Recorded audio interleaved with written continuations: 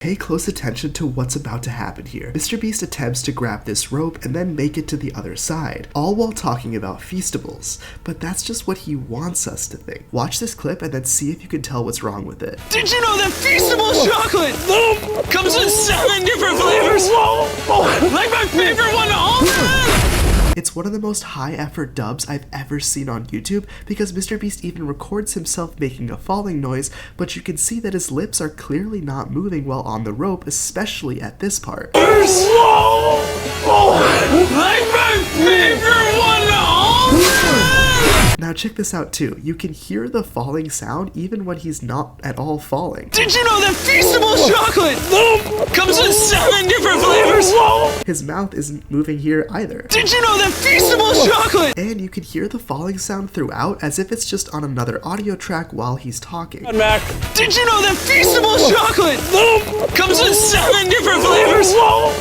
Like my favorite. Now when MrBeast shows the first round of the obstacle course that features a balance beam and monkey bars, both things we've all played on, I noticed something. MrBeast is like any other YouTuber. He sees what does well and tries to do the same thing again, but better. And for Jimmy, nothing has performed better than his Squid Game video. One of the things that made the original show so well liked is that the games being played were old childhood games. It makes it relatable for everyone, simple, and more emotional given that most of us remember these games as being fun, not associated with life or death. So this first round was clearly very inspired by Squid Game. So next up is at 3 minutes and 11 seconds. MrBeast says something that I think flew under the radar but is super significant. In the past, MrBeast did these challenges with Mac and has always said that if Mac fails, that the video is over. That's always been difficult to believe given that he invests millions of dollars into every video, so you kind of just expect Mac to make it into the final round. But in this video, MrBeast says, "Hey, Mac, if you fall, I have to get a new contestant."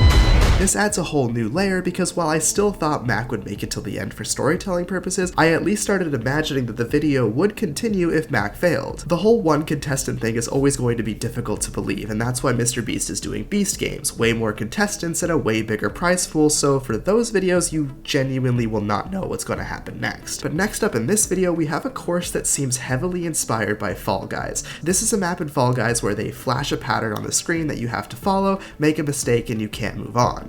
Looks familiar, right? MrBeast essentially blended that map with Tiptoe from Fall Guys.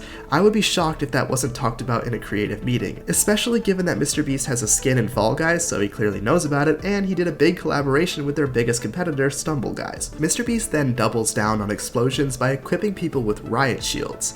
Some creator, I can't remember who, but said MrBeast faked explosions in a video, and he got upset, so this is potentially Jimmy showing the audience that there is a real explosion. If there is any aspect of a real explosion, however, it would be illegal given that it is a federal crime to blow up money, which is why Jimmy uses prop money. Now, just when the video was feeling very believable, MrBeast had Mac finish this challenge with 1 second left. Now, this is just something that everybody probably just decided to do beforehand. There's nothing wrong with it per se, it just makes it feel way less believable.